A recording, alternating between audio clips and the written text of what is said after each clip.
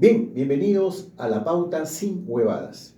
El día de hoy tenemos un invitado muy especial, es el doctor Luis Miguel Castilla, director ejecutivo de Vidensa Instituto. Y como todos ustedes saben y conocemos, él ha sido exministro de Economía. Y bienvenido al programa. ¿Qué tal, Germán? Encantado de estar con ustedes. No, gracias, más bien. Queremos en esta conversación, vamos a llamarla informal, ¿no? Conversar con usted sobre cómo está mirando la situación económica del país. ¿Cómo cree usted que vamos a cerrar este año? ¿Qué es lo que nos espera? Sorprendentemente mejor de lo que uno esperaba. Este año cerramos con una economía que crece 3,5%, estable, inflación baja, un récord de exportaciones no visto en mucho tiempo, producto de un entorno internacional también muy favorable. El precio del cobre tan elevado nos ha ayudado, y con una inversión privada que se recupera. Luego de años de contracción, la inversión privada está creciendo a doble dígito. ¿Y esto por qué es importante? Porque genera empleo.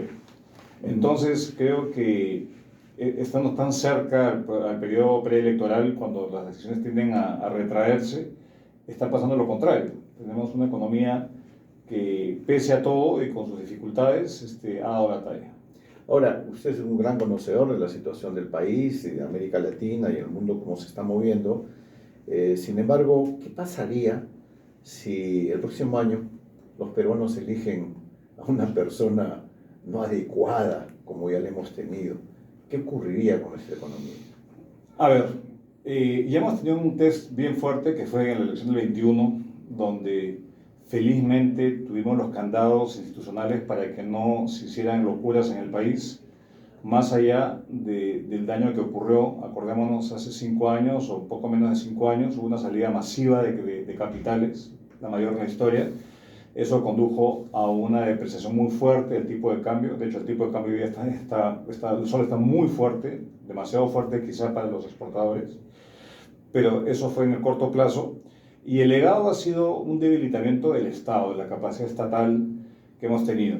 Ahora, viviendo al escenario actual, nos jugamos entre dar el salto hacia una economía que crezca y genere oportunidades para su población, o se estanque, ¿no? Se estanque, y no estamos para experimentos. Habida cuenta que la viada de crecimiento es positiva y que en general la gente lo que quiere es estabilidad, lo que quiere es seguridad, que ha sido algo ausente en los últimos años.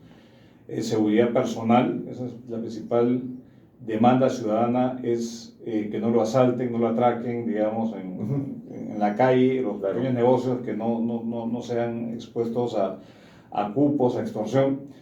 Entonces va a depender mucho de esta elección, que no solamente es presidencial, sino que se introduce nuevamente a los senadores, y que vamos a votar todo el año, porque en octubre votamos por gobernadores y alcaldes. Entonces es un año crucial para definir si el Perú sigue flotando o puede efectivamente dar un punto de inflexión y crecer mucho más rápido, y que el progreso económico se sienta en el bolsillo. Pero para que eso ocurra, doctor, como usted lo ha mencionado, necesitamos autoridades competentes, ¿no? Porque alguna vez Marta Hildebrand decía, pues, ¿no? La mesa, el menú lo ponen el pueblo, ¿no? Entonces, en la medida que ese menú sea deficiente, las cosas no van a ir como tal. Entonces, de repente sería un llamado de conciencia a la gente. Ciertamente, porque lo que tenemos, y yo muchas veces cuando converso con muchos y criticamos mucho al Congreso que hemos tenido, que ha sido muy, muy malo, pero es reflejo del país, de cierta forma, y es el reflejo de las decisiones que cada elector toma. Claro. Entonces, si uno ve la composición del Congreso que hemos tenido los últimos 5 años, hay representantes de San Isidro, digamos, que defienden la agenda del distrito más rico del país, en términos de IDH, bienestar, pero también está la agenda, digamos, que defienden los transportistas informales, los mineros ilegales, las universidades Bamba, y mucho interés específico. Entonces, creo que en esta elección, primero hay que entender qué está en juego, y segundo es la complejidad de una elección que introduce a un nuevo actor, claro, que probablemente para los jóvenes sea toda una incógnita, que es la figura del senador. ¿Qué significa tener un senador distinto a los congresistas que tenemos hoy en día, y claro, asegurarnos que lo que se plantee tenga algún mínimo de sensatez, de viabilidad, y que encare los problemas de la ciudadanía que está harta de tanta improvisación y de tanto desgobierno que hemos tenido en los últimos años. Ahora, hay muchos temas en verdad que se necesitan que como usted ha señalado, los nuevos senadores, diputados y el gobierno en sí tome conciencia, ¿no? La informalidad. Usted bien, mejor que yo sabe de que el Perú es entre 75 y 80% es informal. ¿Qué hacemos para reducir esa informalidad? Mire, yo creo que ese es uno de los grandes problemas que tenemos y no hemos podido encararlo con políticas, digamos, efectivas. Y hablemos primero de la informalidad empresarial, porque nuevamente, si uno ve el tejido empresarial nacional, 99% son microempresas, principalmente, o pequeñas empresas, y luego 1% son grandes empresas y las medianas también tienen un rol bastante reducido. Entonces, cuando uno se fija en la informalidad, que es distinto a la ilegalidad que podemos comentar en un momento, es que el crecimiento empresarial en el país se penaliza. Crecer para que un microempresario crezca y se convierta en un pequeño empresario, vale decir que tenga la capacidad de invertir en planta, de contratar más trabajadores. Ese crecimiento es penalizado porque los costos que enfrenta son muy caros, son muy onerosos. Por ejemplo, si uno tiene una empresa de hasta 20 trabajadores y están en planilla y es formal, si uno crece un trabajador más a 21 trabajadores, tiene que encarar una serie de requisitos mucho más, complicados de enfrentar, en términos de fiscalización de la SUNAFIL, en términos de un esquema mucho más gravoso en términos tributarios. Entonces, por un lado, tenemos que el crecimiento empresarial hace que sea costoso crecer, y el crecimiento permite encarar esos costos. Y lo segundo, que creo que subyace el problema de la informalidad empresarial en el país, tiene que ver que hay muy poco beneficio de ser formal. Claro. Si uno dice, una empresa paga sus impuestos, bueno, entonces tiene que tener servicios de seguridad decentes para poder, hacer frente a la inseguridad, a la ola de criminalidad que vive el país.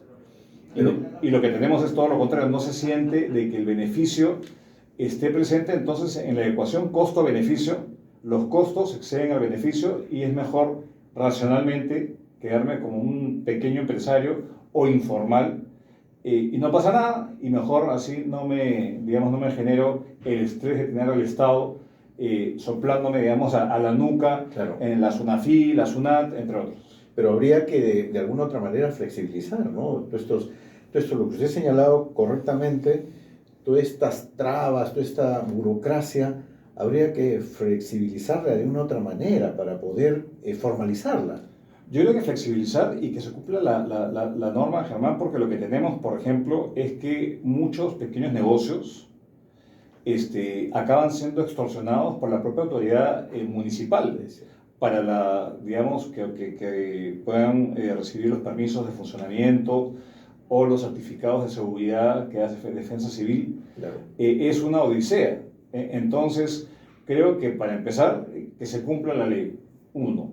2, es tener leyes más racionales, porque no puede ser posible, pues, para un pequeño negocio, si tiene más de un número mínimo de trabajadores, tienen que pasar por regulaciones de seguridad, de salud y seguridad en el trabajo, claro, que implica hasta tener un lactario, o tener un médico presente en el establecimiento, que encarece esa actividad.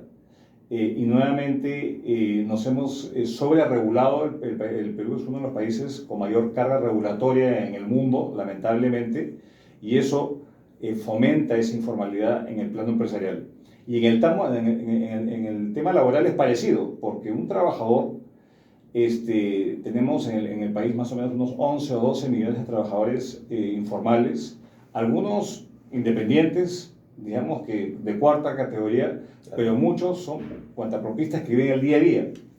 Entonces, Si no tenemos un régimen más flexible, donde se permita la entrada de trabajadores formales que perciban pues, derecho a una pensión futura, una cobertura en servicios de salud, sino que esa valla es muy alta o que los costos laborales sean muy altos, entonces estamos legislando y manteniendo regulaciones para una minoría de trabajadores formales en el país, que es más o menos 1 de cada 5 trabajadores formal y tenemos 4 de cada 5 en la informalidad. Entonces, creo que pasa por un análisis de adecuar el marco regulatorio y hacer cumplir la ley. Yo creo que si en ambos sentidos se logra avanzar, vamos a tener un país más formal y del estribo, que no es trivial, es que mucho depende en términos laborales de la capacidad y la empleabilidad que tenga la persona. Claro. Si es una persona que tiene las destrezas que está demandando el mercado, va a ser más productivo y efectivamente va a poder ser trabajador más formal, que le paguen más. Pero si tenemos una calidad de educación superior o técnica, digamos, de calidad cuestionable, como lo que tenemos en el país, va a ser muy difícil salirnos pues, de este equilibrio malo de mucho trabajador informal o de mucha empresa pequeña que no puede crecer, y este fenómeno tiende a perpetuarse lamentablemente por las autoridades que tienen en su cabeza otro tipo de consideraciones y no el bienestar, digamos, ni el análisis que estoy comentando. Eso significaría que los futuros senadores, diputados y el gobierno que viene debería tomar en cuenta todos esos detalles que usted está señalando para poder, pues, mejorar el país, ¿no? Sin duda, pero muchas de estas decisiones son muy políticamente, digamos, costosas. Porque, a ver, la última vez que el Congreso trató una reforma laboral para flexibilizarlo, entre comillas, y darle un régimen menos costoso, pero con incentivos para los jóvenes que entraban al mercado laboral, la famosa ley Pulpín, claro. Acuérdese hace unos años que generó todo un rechazo, sí. Y fue utilizado para movilizar, digamos, políticamente los sindicatos, que no son muy importantes en el país. En la población laboral, más o menos el 8% está sindicalizado, el 92% no pertenece a un sindicato, pero ese 8% está muy organizado y mueve, y con gobiernos tan débiles que le temen, digamos, a la calle, probablemente no tenga mucho incentivo de encarar ese tipo de reformas. Y nuevamente, la reforma laboral es una vaca sagrada que no se toca. Y mientras sigamos con esa filosofía, esa mente, el mundo sigue avanzando, la tecnología sigue aportando, se siguen, digamos, automatizando muchas funciones y adquiriendo ciertas habilidades, y mientras tanto estamos en una discusión del siglo XX de derechos adquiridos, y no estamos viendo que el mundo va en otra dirección. Entonces creo que los senadores, los congresistas, los diputados que tengamos y el propio gobierno tienen que tomar conciencia que gobierna para los 34 millones de peruanos y no para unos cuantos. Ahora, de acuerdo a cifras del Estado también, y bueno, ustedes manejan muy bien, evidencia también, más o menos hay 2.400 obras paralizadas, ¿correcto? Que son unos 44.000 millones de soles que están ahí. ¿Qué hacer? ¿Qué hacemos para destrabar toda esa problemática que existe? Yo creo que hay que entender, para empezar, por qué están trabadas. Y creo que para la audiencia, que sepa que una obra que no se ejecute el presupuesto es una cosa, es un problema, claro. El presupuesto de inversión pública, al que se suman justamente obras que están paralizadas, y eso es el peor insulto a una persona que tiene pues una dolencia y que ve el hospital pues a medio hacer y para la obra, correcto. Por ejemplo. Yo creo que las dos razones centrales que la Contraloría General de la República ha encontrado para explicar el porqué de obras paralizadas a nivel municipal, a nivel regional e incluso ministerios, tienen que ver con dos aspectos. Uno es la calidad del expediente técnico. Claro. Y esto refleja las debilidades que tenemos en la administración pública. Gente que no tiene las capacidades mínimas para elaborar un estudio técnico que dimensione el proyecto de inversión. Y esto es un problema serísimo, especialmente a nivel municipal y regional. Entonces, eso tiene que ver con la capacidad de ese capital humano que sirve en el Estado. Y lo otro tiene que ver que hay un total divorcio entre lo que es la planificación y lo que es el presupuesto y el sistema de inversiones. Está totalmente divorciado. Entonces lo que tenemos es que no se planifica, mucho se improvisa. El presupuesto se aprobó hace poco en el país. Sí. Pero uno pensaría, bueno, ya se identificaron cuáles son los proyectos para cerrar una determinada brecha en salud, en educación, en lo que fuese. Pero ese ejercicio de planificación es un saludo a la bandera, porque muchos proyectos que no estaban contemplados cuando hubo la discusión en el Congreso se van introduciendo a lo largo del año. Entonces, este desacople que hay entre la visión de planificación, ¿dónde están las brechas? Claro. Y el sistema de inversiones y el presupuesto hacen de que proyectos que son necesarios pues se queden sin financiamiento y se queden pues paralizados, porque no hay esa visión vinculante de la planificación, del desarrollo, y tenemos casos muy notorios que se suma al problema de las obras paralizadas, que son una desconexión y un divorcio entre la asignación de recursos y los resultados. Ejemplo. Pero hay un problema del Congreso ahí, ¿no? Total, absolutamente, pero también del Ejecutivo y Claro. también de los gobiernos subnacionales. Claro. No puede ser posible, Germán, que en nuestro país, cuando yo era ministro de Economía hace más de 10 años, el presupuesto de seguridad y orden interno era más o menos de 5.000 millones de soles. Hoy en día el presupuesto está cerca a los 17.000 millones de soles, se ha triplicado en 10 años, y que tengamos que esa inyección de recursos pues no haya servido para nada, porque tenemos la ola de criminalidad desbocada en el país. Lo mismo en educación, lo mismo en salud, pero retrocesos. En la función de educación, por ejemplo, tan importante el capital humano en el país, lo que tenemos es que el presupuesto se ha triplicado en los últimos 10 años y tenemos un retroceso en logros de aprendizaje. El presupuesto de salud aún se ha multiplicado por 2,5 veces y tenemos la anemia que se ha disparado. Entonces, los presupuestos, el gasto efectivamente realizado en obras de saneamiento se hayan más que duplicado en los últimos 10 años y que tengamos que más hogares carecen de acceso a agua potable las 24 horas al día. Entonces, eso lo que denota es que tenemos un divorcio y tenemos un serísimo problema de gestión pública y falta de transparencia y corrupción que se ha normalizado en el país, me temo decir. Esto sería un mensaje, en todo caso, para el nuevo gobierno, para los posibles senadores, diputados que haya, porque si esto sigue así, estamos dando, como al inicio usted dijo, que un salto al vacío. Sí, ese es el problema serísimo y vamos a ver los planes de gobierno que han sido publicados en el Jurado Nacional de Elecciones, probablemente tienen un rosario de ofertas de todo tipo, ferrocarriles, hospitales, Claro. de todo, pero a ver, eso digamos puede generar una expectativa que puede frustrar al votante al ver que no se realiza. Y lo otro es que tenemos a políticos muy regalones que ofrecen de todo, del oro y el moro, y al final la capacidad fiscal de poder enfrentar eso no existe, ¿no? Tenemos cuentas públicas que han sido debilitadas y el Perú no tiene la forma de financiar pues, tres líneas del metro simultáneo en Lima, Claro. o de financiar ferrocarriles o proyectos que son costosísimos.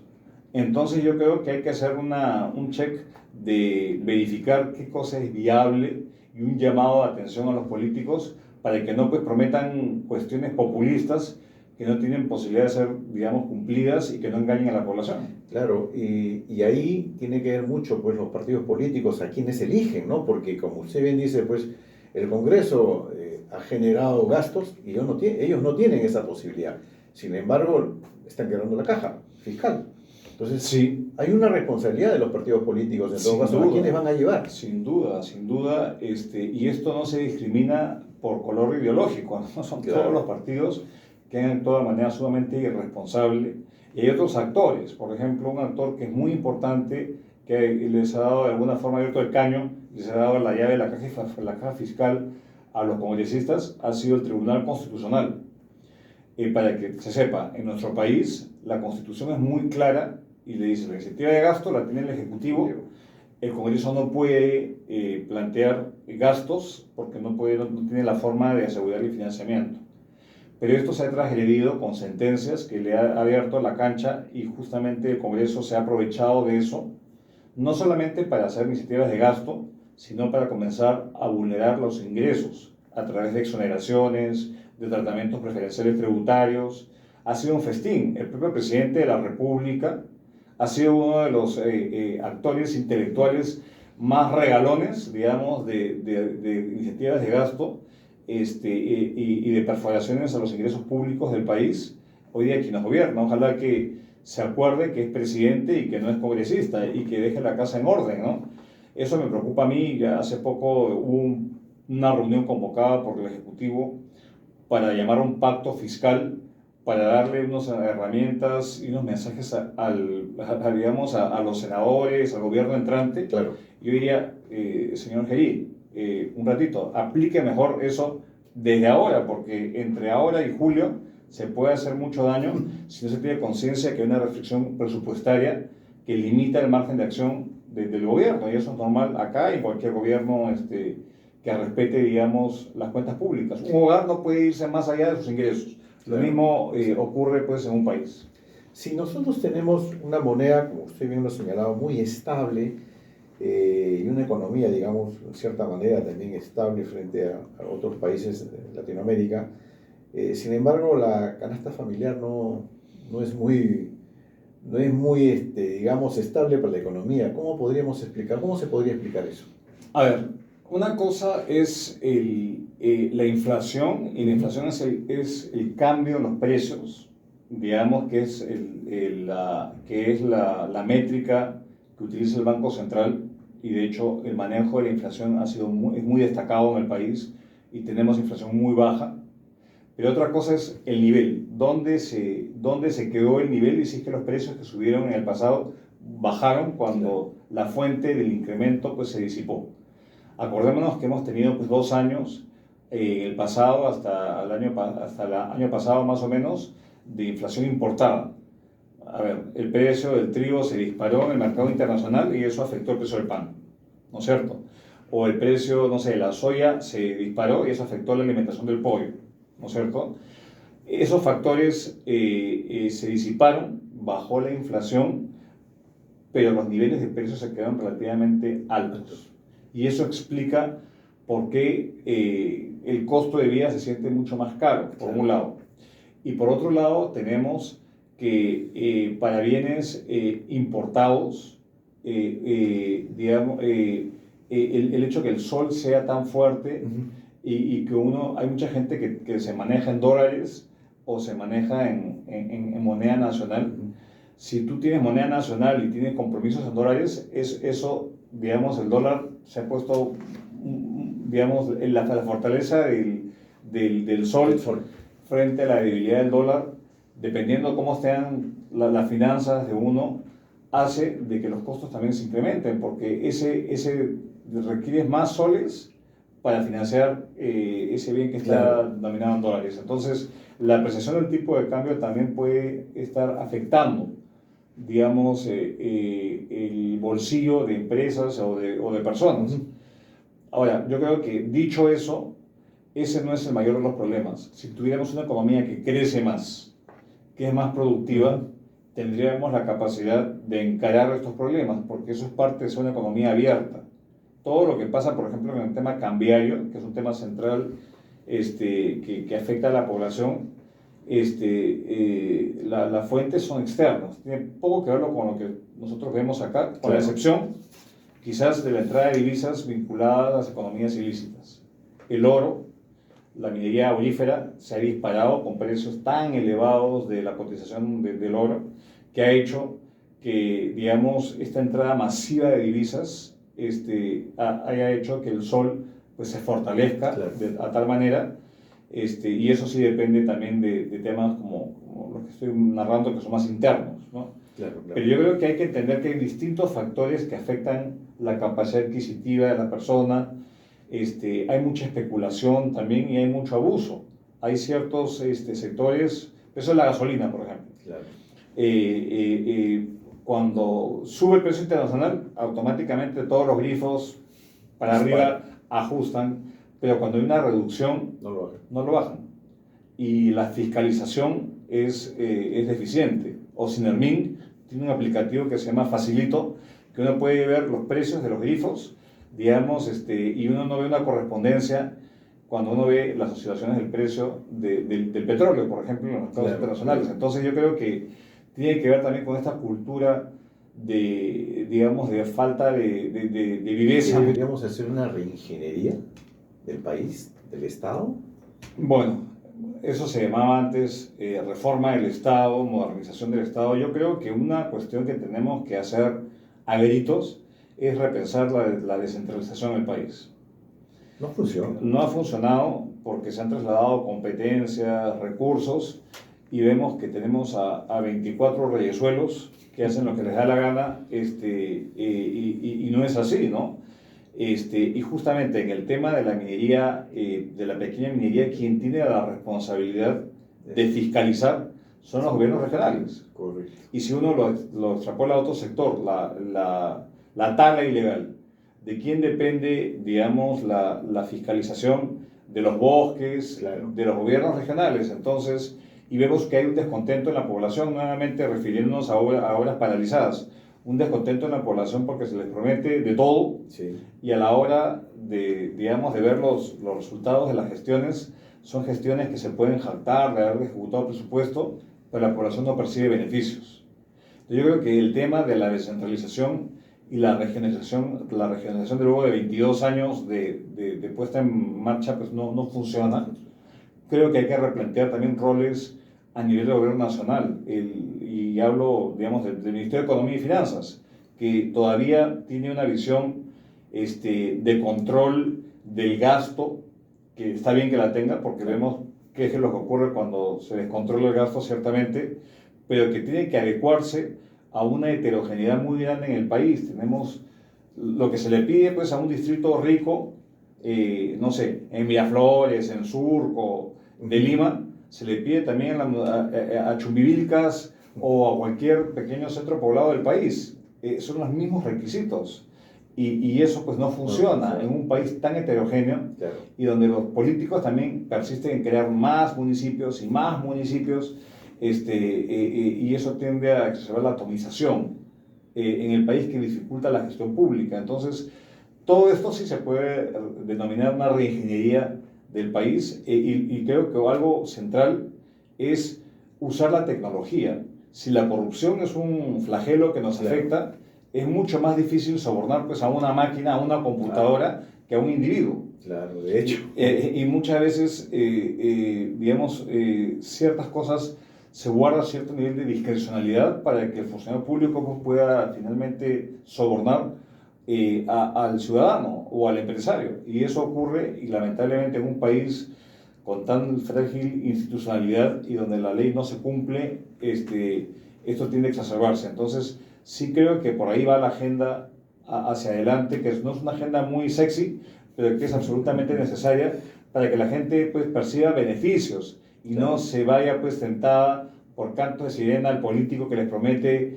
vamos a crear una constitución, vamos a refundar cosas, y al final eso no sirve de nada, sino añade, pues, ruido y expectativas insatisfechas. Y un último tema, la inversión china. ¿Cómo lo miramos la inversión china? Bueno, tenemos acá el puerto de Chancay, y bueno, Corio no sabemos. Sin embargo, la inversión china es muy importante. ¿Cómo mira usted la inversión china en el país? A ver, yo creo que tenemos que ser un país pragmático, que está abierto al mundo. Correcto. Y yo creo que la inversión china ha sido muy importante.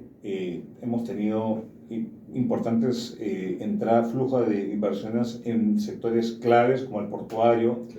en el sector de energía eléctrica. Toda la distribución de Lima es china. Vamos a Luz del Sur es una empresa china, para los que no tienen eso claro. Y hay todo tipo de inversor. Hay el inversor sofisticado, el inversor, digamos, que cumple estándares internacionales, y también hay el pirata. Entonces yo creo que hay que discernir entre uno y el otro, y no podemos darnos el lujo de escoger uno o el otro. Entrar en esas dicotomías, que mejor me hago la inversión gringa que la china. No, claro. Toda inversión que cumpla estándares mínimos es bienvenida al país. No queremos estar en medio de una de la geopolítica internacional y estar como un sándwich ahí que nos jalen para un lado o para otro. Claro. Pero sí creo que somos un país que requiere capital, requiere tecnología y somos un país que apuesta hacia el Asia-Pacífico. O sea, el puerto de Chancay tiene una lógica estratégica que va más allá del gobierno de turno. Tenemos acuerdos comerciales con muchos países asiáticos. El foco de gravedad del mundo económico está en Oriente. Exacto. Entonces tenemos que aprovechar eso para beneficiar a nuestro país. Y si eso implica inversión china, pues en buena hora, pero de calidad. Así como americana, también es muy importante. El señor Trump está tratando de tener una política mucho más proactiva con la región. Y esto podemos darle la vuelta para que efectivamente más inversión estadounidense entre a nuestro país. Sin darles a ser pragmático, pero con estándares mínimos que procuren que esa inversión pues sea de calidad y no sea una que después pues, nos arrepintamos de haberla acogido. Finalmente, doctor Castilla, ¿cuál sería su mensaje en todo caso para los partidos políticos para que tengan cuadros pues, realmente gente profesional, ¿no? Que nos pueda llevar a una estabilidad y un crecimiento del país, como usted bien lo ha dicho? ¿Cuál sería su mensaje? A ver, yo creo que están ante una gran responsabilidad porque lo que hemos tenido no han sido partidos políticos, han sido algunos grupos que se juntan cada vez que hay elecciones y los partidos políticos pues tenemos pocos y muy debilitados. Entonces yo creo que una discusión programática es importante en esta campaña, por más que eso no sea lo que pegue, porque lo que pegan son cosas más subjetivas, más populistas, quien baila mejor, quien hace el chiste, o la violencia, digamos que no, ojalá que no ocurra en nuestros comicios, pero lo fundamental es, al margen del partido que llegue al gobierno, es que se asegure tener un plan claro, que tenga un respaldo técnico y que no prometa cosas que no se pueden cumplir. Lo peor que puede pasar es un elector defraudado, porque eso tiende a enajenarlo con la autoridad y busca opciones distintas, porque está frustrado, pues, insatisfecho con la clase política que tenemos. Y eso ha ocurrido en nuestro país. Si tenemos lo que tuvimos el año 21, yo creo que tenemos muchos elementos para que se repita el plato en esta elección, y eso no queremos. Ya hemos vivido ya estos 5 años que han sido muy malos para el país, desaprovechando oportunidades de mejorar de manera más acelerada. Entonces, ser más responsables, rodearse de buenos técnicos y no mentirle a la gente, sino efectivamente decirle la verdad, cosa que no va de la mano con ser político en nuestro país, lamentablemente. Y eso, ¿no? Yo creo que el riesgo mayor es que se repita algo parecido al del año 21 y entremos a un nuevo quinquenio de inestabilidad y de promesas incumplidas, y que este Perú, que nuevamente cuya economía es resiliente y es la envidia todavía de algunos, pues sea pues un recuerdo de tiempos pasados. Entonces, depende también del elector, que el elector se informe. Es fundamental eso, y para eso tenemos este tipo de podcast, este tipo de espacios, para que la gente se informe y vote de manera informada y no lo que le dice el amigo o lo que le dice el hígado. Amigos de La Pauta Sin Huevadas, hemos tenido la presencia del doctor Luis Miguel Castilla, director ejecutivo de Evidenza Instituto, quien nos ha planteado y nos ha dado pues un panorama de lo que esperamos en el país. Queremos agradecerle su presencia, doctor Castilla, por esta oportunidad que nos ha dado, y muchas gracias, y esperemos tenerlo en otra oportunidad. A ustedes, muchísimas gracias.